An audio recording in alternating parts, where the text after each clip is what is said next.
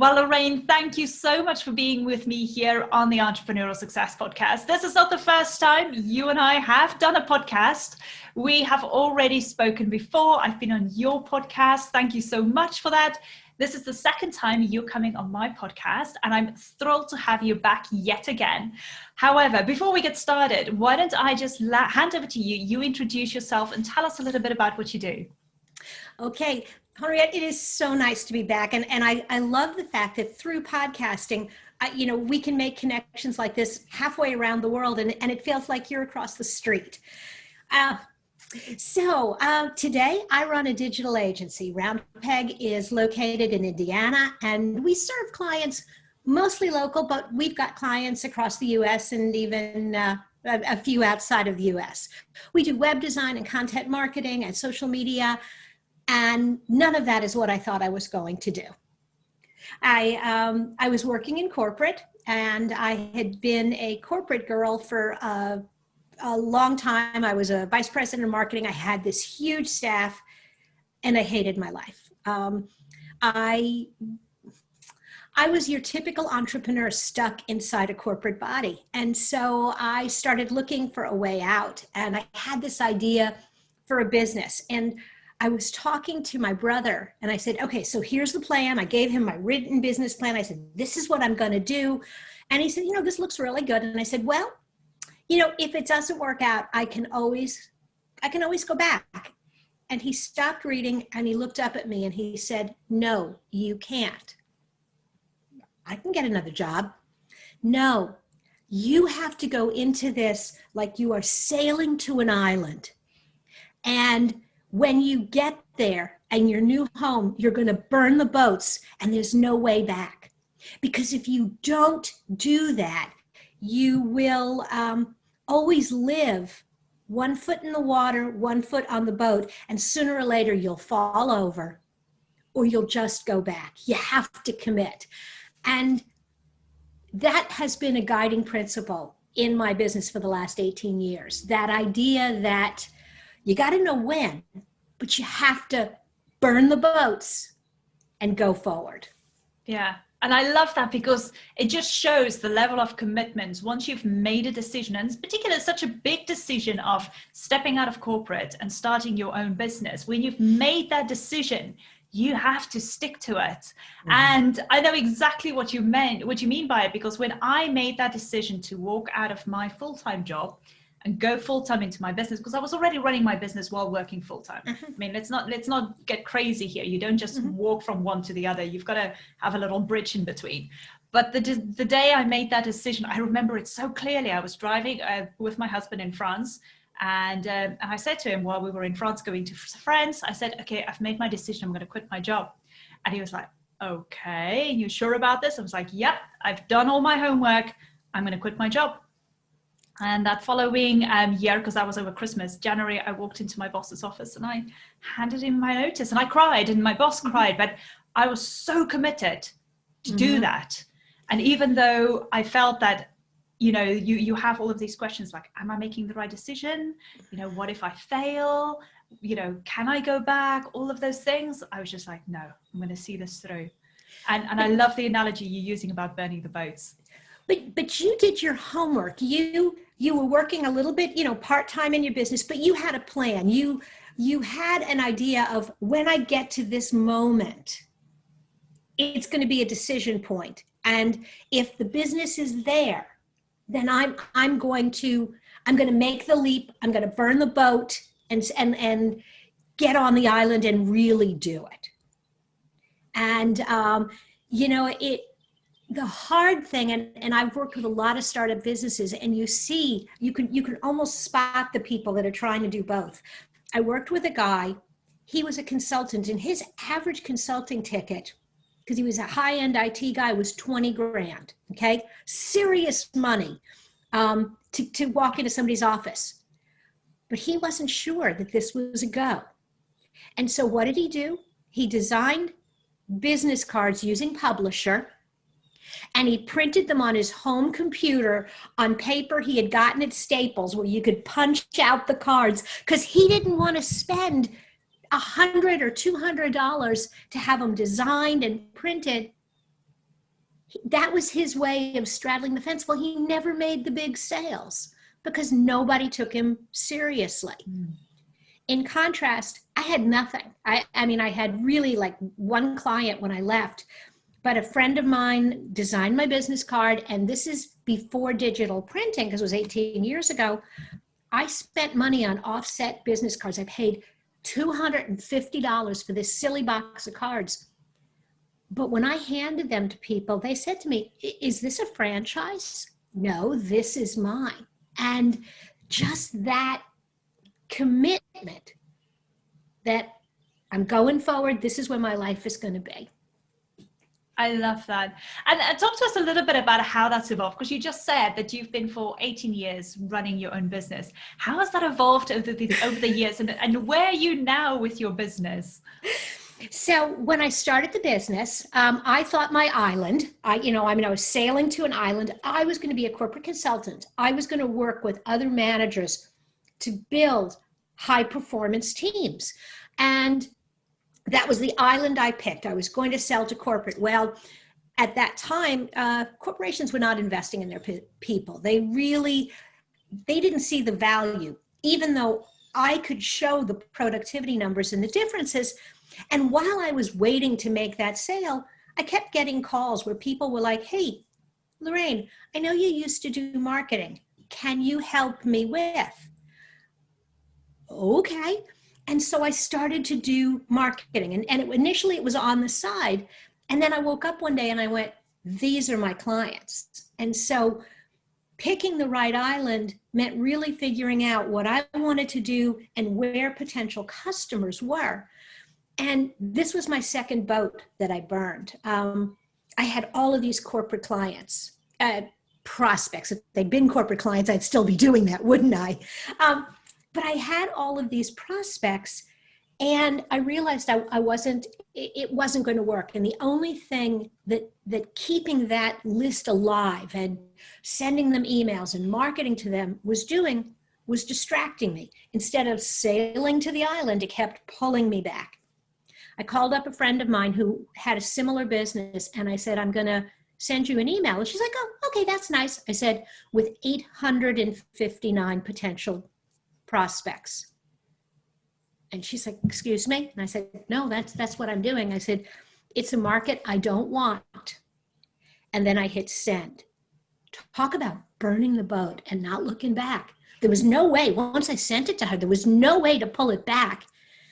And it was the most liberating thing I'd done, because now I could tweak my branding, and my messaging went from solutions that fit to marketing solutions for small businesses. It allowed me to focus and go forward. Yeah. And and then there was the pivot from traditional marketing to digital, because suddenly there was Facebook and Twitter. And, I think that's been part of the fun, is that constant change. It's phenomenal. And I think this segues so brilliantly into what you want to teach us here today. Mm-hmm. And the first thing that you're saying that I find really interesting is you're talking about picking the right island. And mm-hmm. This is all to do with your target market. And you already used your example there as well. But talk to us a little bit when you say pick your island. What is it, and what do people need to do in order to make sure that they choose the right target market? So I think there's several things that you need to look at. The first is look at what it is you want to do, and then put that on the side for a moment. Now look at the people that you think are your customers and ask yourself what's keeping them up at night. This is where I made the mistake. I knew what I wanted to do, but there was a group of people out there who I thought should buy it, but it's kind of like getting a 2-year-old to eat broccoli. If they don't want it, they don't want it. So you really need to start with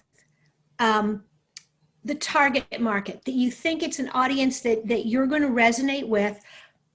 Corporate women, business owners, small business, big business, and figure out what are their problems. And then, okay, I have a solution for them.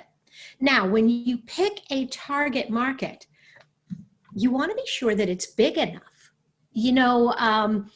in Indianapolis and the surrounding areas, back when I was first starting out, every month the Secretary of State would publish a list of new businesses forming. Well, that was a great target for me, and I could look at that whole list and get all excited. But then you start paring it away. There are a lot of real estate companies. They're not going to hire me. There are a lot of this. And then you start getting to it county by county. And what I found is there were, on average, 120 to 130 companies that were forming in my area. And down on the south side of the city, there were about 40. Well, I had friends who kept saying to me, you need to come down to the south side. You need to come down to the south side.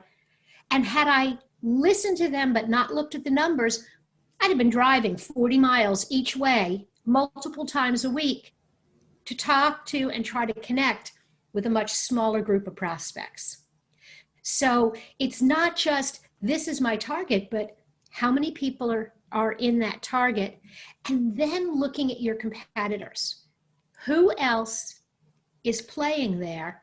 And do I offer something that is different in a way that solves the problem, but allows me to come to that group and go, you need to hire me because there's nobody else that does exactly what I do. Yeah. And I love that in so many ways, because I think what a lot of people do is they first go, what it is that I want to do as a business owner. And then they go and try and see who they can work with. But they don't always try and focus on the fact that even though this is the business they want, what is the audience, the market, what are they out there looking for, and how can you solve their problems? And then maybe take this idea of what you have and then mold it around that audience. People are so stuck in the idea, like, if this is the business I'm starting, then this is going to be the be all and end all business. And that's not always the case. And the first podcast and you and I did together, we spoke a lot about pivoting in your business. And that worked very much hand in hand. So I'll link that podcast to this episode as well. But then not just stopping there, but going and seeing what the competitors are doing. But then to see what you can do that is unique in your own way, that is aligned with you in order to be different from the competitors. And it's actually so simple. It is so easy just to look at those kind of three entities and put them together. And basically you've chosen your island. and you've chosen your island. And, you know, it's so funny because I used to teach a class on writing a position statement. And the position statement, there are three pieces. It's for customers who have, for this group of customers who have this problem, here's how I uniquely solve it.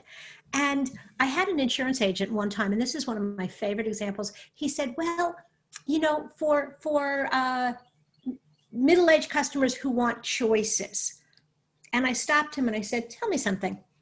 How many of your customers do you think are laying awake at night, laying in bed going, you know what I need? I need more insurance choices. No, that's not what's keeping them up. What's keeping them up is, I need to pay for college. I have young children and my health isn't good, or I need these things. And not being able to get inside the head of his customers to look beyond his product prevented him from ever creating a message that they connected with. Yeah, and that's why it's so important in order to be very laser focused on who your market is. And I think if people just take it into that principle and really apply it in their business, everything will just become more laser focused. The messaging that you're putting out there, who you're standing for, the way you're showing up, being visible, it all just starts aligning with people. Now, let's talk a little bit about once you're on the island. Obviously, now you need to survive. So, and I think this is one of the things that I'm just going to chip in here quickly before I hand over to you. This is one of those things that I always love talking about, because that first year in your business, maybe even the first 2 years in your business, this is something that I find, not just for myself, but so many of my other clients going through this process. And I always say that when you sign up for entrepreneurship, you actually sign up for a lot of self-development. And this is something that people don't really teach you. This is just something you have to discover by yourself. But from a business aspect, what would you say is the first things that you've got to do in order to survive those first year or two? I think, for a lot of people, they wake up and they have this idea, and it's at its core, it's a good idea. And sometimes pure force of will, they can make that successful. But most of the time, the businesses that succeed are the ones that go, okay, I have an idea. Now I need to start building a plan. I need to start outlining all of the pieces. And, I used a very traditional business plan when I first started. And I laughed because there are sections on describe your manufacturing process. Well, I'm like, I'm not manufacturing anything. But when you step back and you say, okay, but I am making something. How am I going to go from idea, concept to delivery? And you really start, taking the time to do it. It is a tedious and a painstaking process to write a really good business plan. And you don't do it overnight. But taking the time to get that foundation and really think through, I think it helps you, because then when things come up, it's not like you're reacting out of the blue. You're looking at it and going, I anticipated that. And I thought when that happened, I was going to do this or this. And it has happened. And so now what I need to do is just follow my plan. Mm-hmm. And then, there are moments where we've talked about pivoting before, where you're like, yeah, I thought that was going to happen and it didn't. I carve out the week between Christmas and New Year's because that's always really quiet in my business. And I reread my plan and I edit it. And I go back and I look at what I thought the year was going to be and I look at where it is. And then I'm like, okay, that worked, that didn't, that was stupid. That was a really good idea. I want to do more of this next year. I want to do less. It takes me 3 to 4 hours now to review, but it's the best 3 to 4 hours that I spend every year, because then I'm ready for the next year and the next step of the island. Yeah. And I love that as well, because I find so many people coming to me sometimes as, how do I create a business plan? How do I set myself in motion? Do you have like a template that I can follow? And yes, there are templates and things you can use. I mean, you can find it all over the internet, but the basics of a business plan is to lay the foundations for where you want to go and all the what ifs that could happen in between, and being ready for those kind of steps. It's like building a real roadmap. So it's like you kind of say, you're on that island, and to survive that first island, the first thing you're going to look for is, well, I need to get food, I need to get water. So all of those basic things, the foundations that you need to find and lay those down in order to survive that first year. That is the most important part. And I find a lot of people kind of skip over that when they start their business, which is why I always say, like I mentioned earlier, that first year or two is about the self-development, because that's where you really get to learn a lot, not just about the business, but about yourself as well, because they all intertwine and they all connect. And by laying down those foundations, it becomes really important for you to survive then the following year. And like you said, tweaking it, because there will always be change. Well, and one of my favorite pieces of the business planning process is something called a SWOT matrix, where you outline your strengths and weaknesses, and then you outline the opportunities and threats in the marketplace. And you really look at, I'm good at this. So like when I did my SWOT, I'm good at public speaking, I'm good at training, I understand marketing. So where does that align with, the opportunity that I saw in 2000?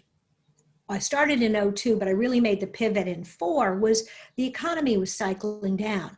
There were a lot of what I would call reluctant entrepreneurs getting into the market who had no idea how to start a business. And I went, I know these things. They need these things. Boom. And so now I have a plan to match up what I'm good at with what the market needs. At the same time, I saw a threat that I didn't have as big a name as some of the other trainers in the community. And one of the things I didn't have was a book. And everybody who was doing public speaking on these subjects, so I wrote a book. I have two. I have one that's called The Entrepreneur's Notebook, which is about marketing, and you're going to laugh. The other one is The Business Map. And it's how to write a business plan. And it's really a series of questions that you have to answer as you go through this process. And so again, I looked at where was my weakness? What was I missing? What did I need? How do I create an action that covers that weakness? That is brilliant. I'm going to remember SWOT now for the rest of my life. It's so Well, powerful. I will send you, when this is over, I'll send you a link because you can actually download a SWOT matrix from my website. Oh, brilliant. Oh my gosh. Can we make that available for the audience as well? Absolutely. Oh, Absolutely. I'll have to dig up the link, but I'll send it to you. Oh, amazing. Okay. So for every one of you listening to this, I know that you get very excited and I get very excited when I learn something new. So we're going to make that link available. So you'll find it down below in the show notes. So if you want to see how to use the SWOT matrix, then you could obviously use that and incorporate that in your business as well. Now, I think the other thing that we spoke about burning the boats. And you're talking about burning the boats, but I think this is now where you're talking about publicly sharing your plans. That sounds a little bit controversial because people go like, why do I need to share my plans? But talk to me a little bit about that, because I find that very interesting. Well, and I think I classify this under making friends with the natives and making connections, whether it is your employees or your family, your friends, people who care about your success. If they don't know what you're trying to accomplish, how do they help you? If you tell people, okay, we're here on this island, we're all here together, we need a shelter. You can try to build it one stick at a time, or you can get 100 of your friends and family and say, okay, everybody bring a stick and help me build this house. Well, if they don't know kind of what your house is supposed to look like, you're going to end up with 4 windows and no door. You know what I mean? And so what you want to do is you want to rely on the people that know and love you. You want to meet new people, and then you want to kind of tell them what you're trying to accomplish. You don't have to share your financials with everybody that comes along, but tell them what you're trying to do, who are you trying to meet. It's not about when you're meeting the natives and people who are already kind of occupying the space and active in the community, it's not about selling to them one-on-one. It's really about finding those people who can help you build that next piece of your business and telling them, you know what, I really want to work with companies that already have a website and are ready for their second website. That's where we shine. That's where we have way more resources than you could possibly imagine. And that's where I have a lot of success. If people don't know that, they bring you the wrong sticks. And I've got another story, an example. My friend Tony, and I love Tony, and we've been friends for years. And I kept getting these people that were showing up in my business and going, hey, Lorraine, Tony says you do this. And so I'd meet with them and I'd be like, no, I don't do that. And I don't want to do that. And Tony, honey, I love you, but this ain't what I do. So let's talk about what I really want to do and where I shine, and stop, quote, wasting my time with people who are never going to buy from me. And God help me, if they gave me the money, neither of us would be happy. And as soon as I had that conversation and brought him into the plan, showed him the blueprint, he's like, okay, now I've got it. You need to meet these people, not these people. And I love how you're using that analogy about meeting the natives, because I find that so powerful. And you and I had this conversation earlier when we spoke about collaborations. And I kind of see it as a twofold. I think the one part is the collaborations, working with people, meeting people who are very like-minded and similar. And you and I both love collaborations. I'm a big advocate for it. But on the other side, I also find it's that community that you're building, which is also just as powerful. Now, it doesn't mean that you're building a community because you just want to sell to them, but it's building a community in order to support both ways, supporting them and then supporting you. So I love the fact that you're using that analogy, because I can just see how it all falls under the same umbrella. And that is so powerful, having that community of people that can support each other. You can support them, they can support you. And just being of the same energy, of the same vibe as everybody, and lifting each other up. And I use the saying, and I think I've told you this before, but it's a saying I use all the time, is a rising tide lifts all boats. Mm-hmm. Absolutely. How it comes together to your boats. But it's so true, because that's where you get the support. And and by sharing your plans and sharing your ideas, that's why people can navigate and help you and support you in more ways than you ever would have imagined. But if you don't surround yourself with those kind of people, that's where it becomes really lonely, and that's where you can struggle. Absolutely. And, you know, there are different categories of people. When I go to networking events, and clearly I'm not doing a lot of face-to-face right now, but when I go to a networking event, one of the questions I always ask people is, tell me about a customer you're working with right now, or tell me about a project you're working on. And I'm not listening really to the story. I'm really watching their face, listening to their tone of voice. What I want to hear is, do they have the energy and excitement? If the conversation starts with something like, you know, I would love my business if it wasn't for the customers. And I hear that, you know, people have those days.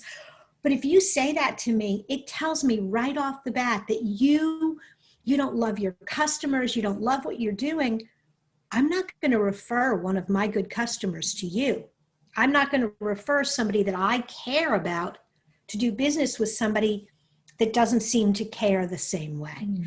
And, you know, I've done that for as many years as I've been in business. And the funny thing is, my community, the guy that does my payroll tax, I met him my first year in business, and he still does all my payroll processing. My accountant, she was in my networking group. I met her a month into my business. The guy that does my financial planning, little bit, I met him a little further along the way. The guy that does my IT work, all of these people were people that I got to know. And then when I needed the services, this is who I went to, because we'd already built up that relationship and that trust. Yeah. And that's how you build a team as well around yourself. So it's not just the community, it's a team you're building, you know, from those relationships and those collaborations that you've been on. And that's what I find so fascinating. People kind of overcomplicate things when you're in business. Like, how do you get all of these people to work with you? And it's like, it is not that complicated. Just start making friends, start connecting with people, and you never know what opportunities it can lead to. Now, one of the things that you also say here, and I love this, how you're using this, is once you're on the island and you've made friends with the natives, then you need to start exploring the island. And talk to me a little bit about that analogy, because now you're in your business. What are the next steps? Well, I think once you're kind of up and running and things are going, and you need to start exploring and diving into different pieces of your business, getting to figure out what's working and what's not working. And this is where sometimes you have to say, you know what, I like this island, but there's a better island over there. And it's not a matter of switching gears all the time, anytime something doesn't work. You know, you don't pivot away just before you give something time to have roots. But you have to look at it and go, you know what, I've given this a really good shot. I've spent, 18 months. We've put a lot of money into it. It's just not working. We're going to let go of this, and we're going to look for something to replace it. We're going to look for a way to take what we do. And I find that if you can find a way to make small changes rather than rubber band snap kind of stuff. And the example I'll give you is in early 2018, I had this idea that I wanted to do a conference, and everybody told me, Lorraine, nobody makes money on a conference the first year they do it. You need to be prepared to lose money. I'm just not prepared to lose money. And so I said, I'm going to do this, but if the numbers aren't here, if I don't have enough sponsors where I think I can come close to break even, make a little bit of money, I'm going to pull the plug, give the refund back to my sponsors. I'm not going to go forward with a losing plan. So we ended up having the event. We made money. We had 80 people. It was a wonderful day, and I was really excited.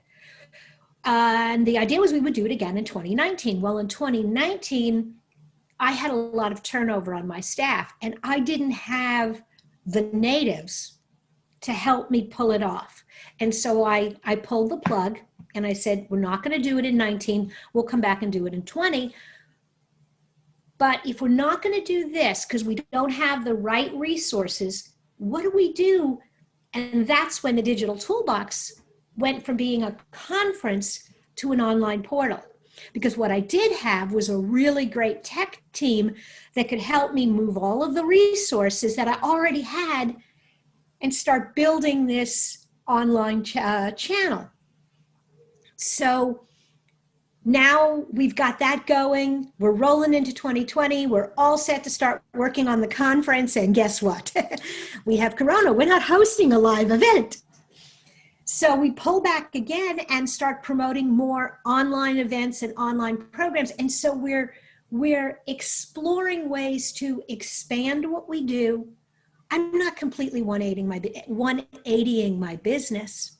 I'm just finding ways to take what we already have and move it in a different direction. Yeah. Yeah. And it's all about adjusting on a continuous basis. So I think people need to understand as well, when we talk about pivoting, it is not talking, like you said, about going from A all the way to Z in an instant.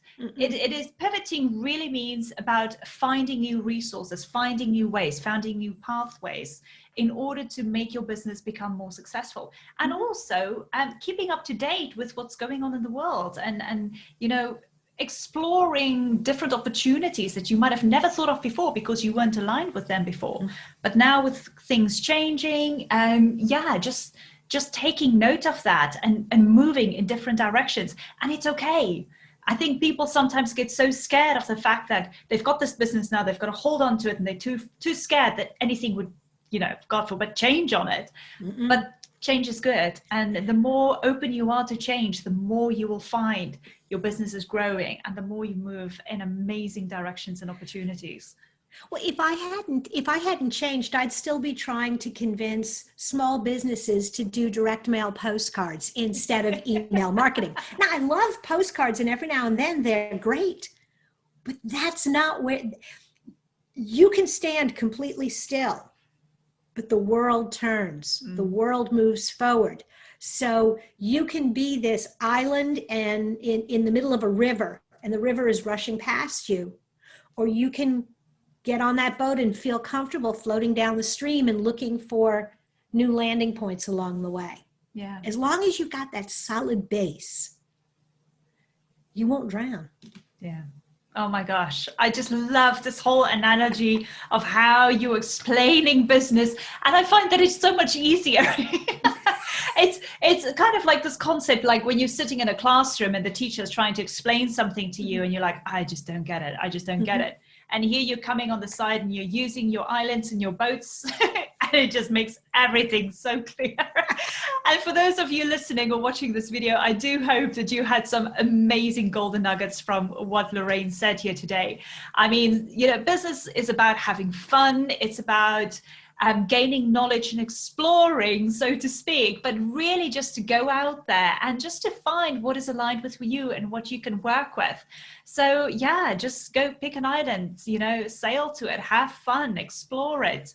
But Lorraine, I just wanted to thank you. This has been absolutely amazing. I really appreciate you and I appreciate your time being here with us. However, before we go, you did mention a toolkit for everyone.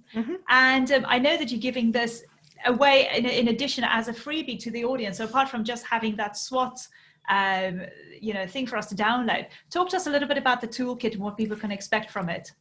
So the Digital Toolbox in general is an online membership community, but I have a special offer, and I think I sent you the link for what I'm calling the Burn the Boats Kit. And it's a lot of worksheets and documents that we've put together that are really ideally designed for someone who is ready to start a business or is ready to take their business to that next level and wants to go through this process of really looking at their island and really kind of thinking through some of the pieces. So I hope people will take advantage of both of those offers. I'm going to send you revised links for both of them so that you can put them in the show notes and people can explore all of these wonderful tools. Yeah, and I highly recommend for each and every one of you listening to this right now, go and download it. Like Lorraine said, we've got the link down below and there's a link in the show notes. So don't delay, go and grab it, because I don't know, it might not be there forever. Lorraine might just pivot again and move it in a different direction. But no, that is definitely there available for you right now. So go and get it. And then I'm sure that if you have any questions for Lorraine, reach out to her via her website. Those details will also be in the show notes. And I'm sure she'd love to chat with you and just see how she can help and support you with whatever elements in marketing you have in your business. She'd be more than happy to do that. But Lorraine, thank you yet again. Do you have any last little tips that you want to leave the audience with? You know, I think that if you're going to do this, make sure, do a gut check on a regular basis that it's still bringing you joy. Yeah. You know, I think a lot of us get into these businesses or get into a job or a career, and maybe we loved it when we started, and then we just kind of keep doing it. And every now and then I think you need to stop and say, do I still love this?